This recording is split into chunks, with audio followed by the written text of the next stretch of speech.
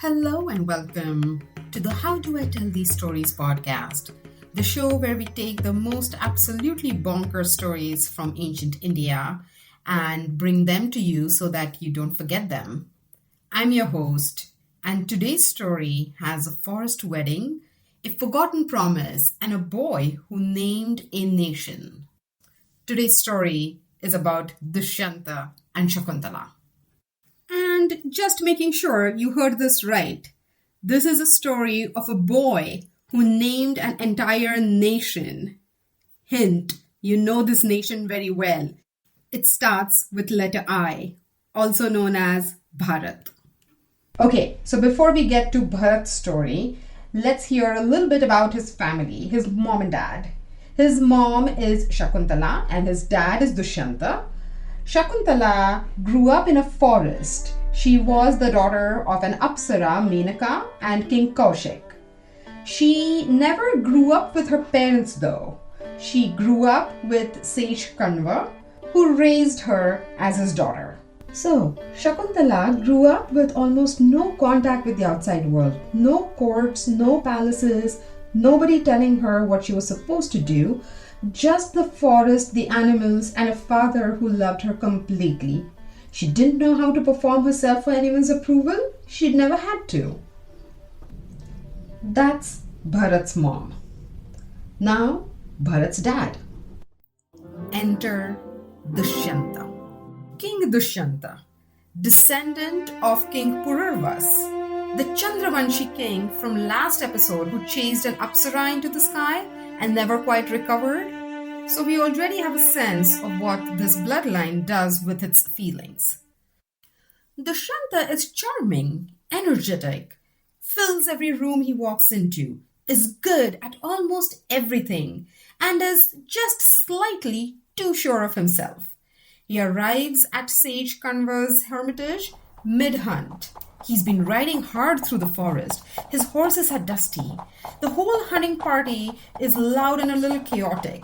And then the hermitage appears, peaceful, shaded by old trees, a small fire burning, deer grazing nearby, the sound of the river.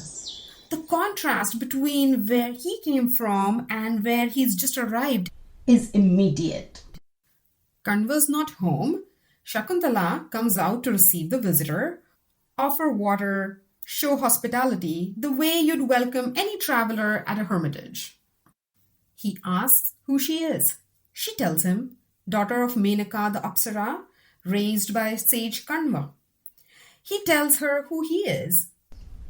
And instantly, he's completely taken by Shakuntala's authenticity. He feels it. And like a true Chandravanshi, Dushyanta instantly takes action.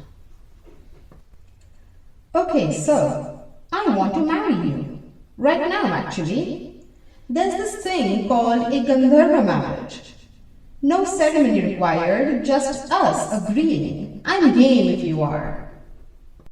A Gandharva marriage, named after the Gandharvas, the celestial musicians, is a wedding made purely by the couple agreeing to it. No priest, no ceremony, no rituals required. It was a thing in ancient India, very romantic, also extremely convenient when the guardian is not home.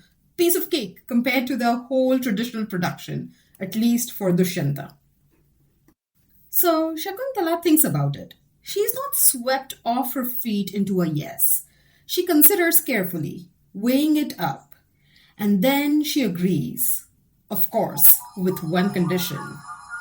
If they have a child, that child becomes the heir to the kingdom.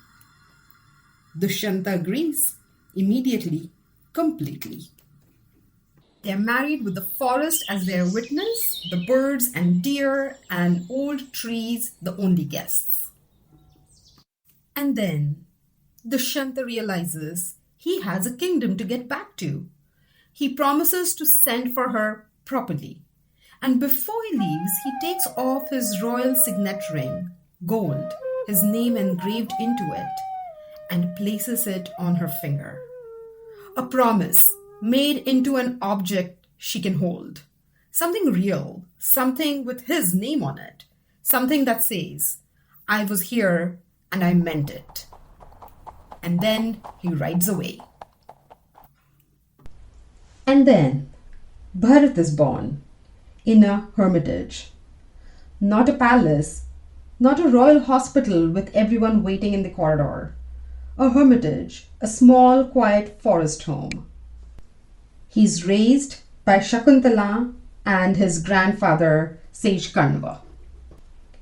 As a small boy, Bharat plays with lion cubs, not the way you'd carefully approach a lion at a zoo, the way you'd roughhouse with a puppy.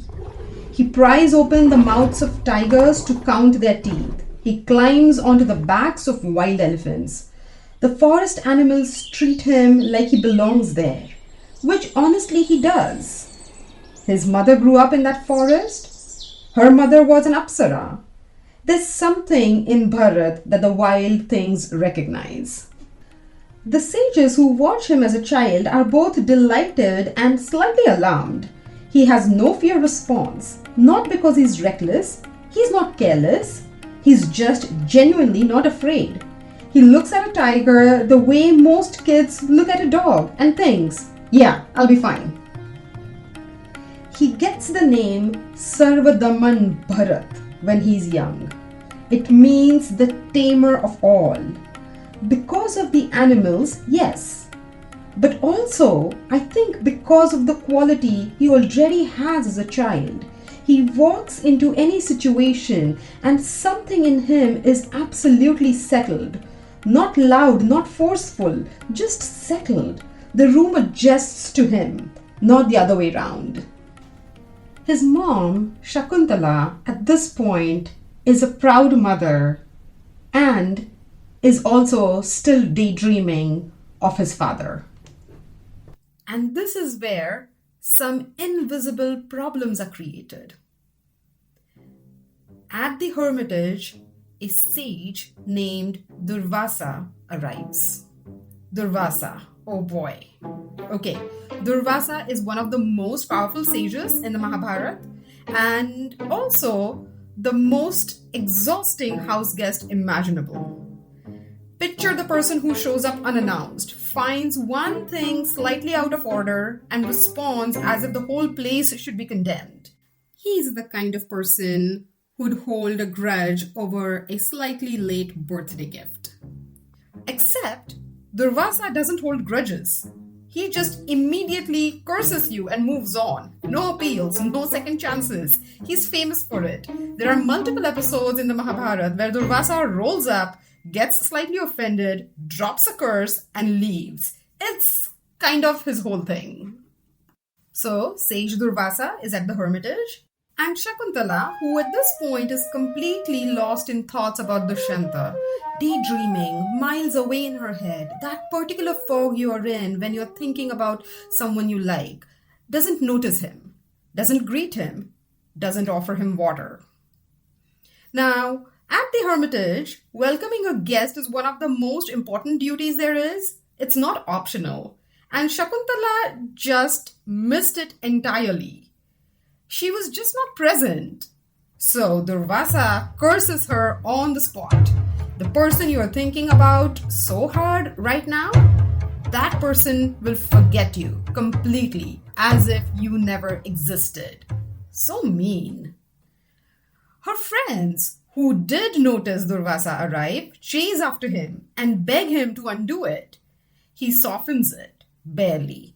There's one way out. If someone shows the person who forgot her something personal of hers, the memory will return. But here's the problem. Shakuntala hears none of this. She's still daydreaming. She doesn't know the curse happened. And at this point, Shakuntala has decided to pack up with Bharat and show up at Dushyanta's court. Hang in there, Shakuntala. We are all rooting for you. You have no idea what you're about to walk into. On the way, they cross a river. The water is clear and fast. Sunlight catching it. One of those rivers in the forest that looks beautiful and peaceful. Shakuntala reaches in to wash her hands. The ring slips off her finger. Bummer! The absolute worst timed bummer in this entire story. She watches it disappear into the current. She doesn't know what that means. They have no idea. She picks up Bharat's hand and they keep walking. The only thing that could have fixed what's coming just sank to the bottom of a river. The royal court of Dushyanta. Imagine it properly. High stone pillars, marble floors that echo, the whole court assembled, advisors in formal robes, guards standing at every doorway. The kind of room where every sound carries and everyone is watching everything. The air smells of incense and formal ceremony. This is a place designed to make people feel small. Shakuntala walks in wearing flowers the forest gave her, dressed the way she always dresses at the hermitage. Nothing about her is dressed for a palace. She doesn't care. She walks to the center of the room, Bharat beside her, and looks at Dushyanta. He looks back and says nothing. She stands before the assembled court and presents her son, her husband's son, the heir he promised. I genuinely don't know what you're talking about. I don't remember you. I don't know this child. Go, stay, whatever you want, but I can't acknowledge what I don't remember. The court laughs. What a shame. What an actual shame. This big, important room full of powerful people laughing at Shakuntala and Bharat, who walked in alone with their truth. To them, she's making an outrageous claim with no proof. No witnesses, no ceremony, no ring, no priest. To Dushyanta, because of a curse he doesn't know exists, she's genuinely a stranger. Here's what Shakuntala does. She doesn't cry, she doesn't beg. She has never performed herself for anyone's approval, and she doesn't start now. She stands up straighter and starts talking. I didn't come here for my husband. I came to introduce my son to his father. So let's do that. She names the hermitage, the date, the marriage, the ring, every detail. No shooting the breeze, no working up to it. She just lays it all out flat and clean. And then she says the line that stops the room. A wife is half of your existence, your closest friend. A brave child makes you complete. You have both, and you remember neither. So what exactly do I need you for? She looks at Bharat, tells him, stay here. This is your father. Your place is here. And she turns and walks out. The room that was laughing 30 seconds ago has absolutely nothing to say. And just as Shakuntala turns back and reaches the door, there's an announcement from the Gods Broadcast Network, CBN. Shakuntala speaks the truth. She is indeed your wife, O king, and Bharat is your child. Acknowledge them both. Dushyanta acknowledges Shakuntala as his queen and Bharat as his heir, in front of everyone, publicly, no takebacks. And Bharat grows up. He becomes king. His father Dusyanta's kingdom. And then he doesn't stop there. He goes north, he goes south, east and west. He rides out in every direction, not to raid, not to destroy, but to bring the whole vast subcontinent under one rule. Kingdom by kingdom, he does it. Some by diplomacy, some by force where necessary. But the scope of it is staggering. We are talking about a territory that stretches from the Himalayas all the way down to the sea. One man, one rule, one vision. The term for what he becomes is Chakravarti, literally one whose wheels turn everywhere. The wheel of a king's chariot was the symbol of his reach. A Chakravarti's wheel has no limit. It turns to every border. Bharat becomes the first Chakravarti of the Chandravanshi line, the first universal emperor of the lunar dynasty. He performs great yajnas, the great sacred fire rituals, and He gives away a lot of wealth at these yajnas. He rules for decades and the land is at peace. Bharat doesn't let his impulse drag him where he didn't want to go, which is remarkable because his entire bloodline before him, every Chandravanshi before him, has been defined by exactly the opposite. Bharat is the first person in the Chandravanshi line who has the wanting and doesn't let it drive. Bharat was so extraordinary that the land itself, the whole enormous subcontinent from the Himalayas to the Indian Ocean, came to be named after him. Bharatvarsha, the land of Bharat, which you know today as Bharat, as India. The country is named after this child, the one who grew up not knowing his father, whose mother stood alone in a laughing court and said, "I have not come for my husband, I have come for my son." That child gave an entire nation its name. Let that sink in. That's it for today. Next time, we zoom out from this family and go back to where this whole dynasty comes from. It's going to be so much fun. Until then, remember, every great story has a story behind it.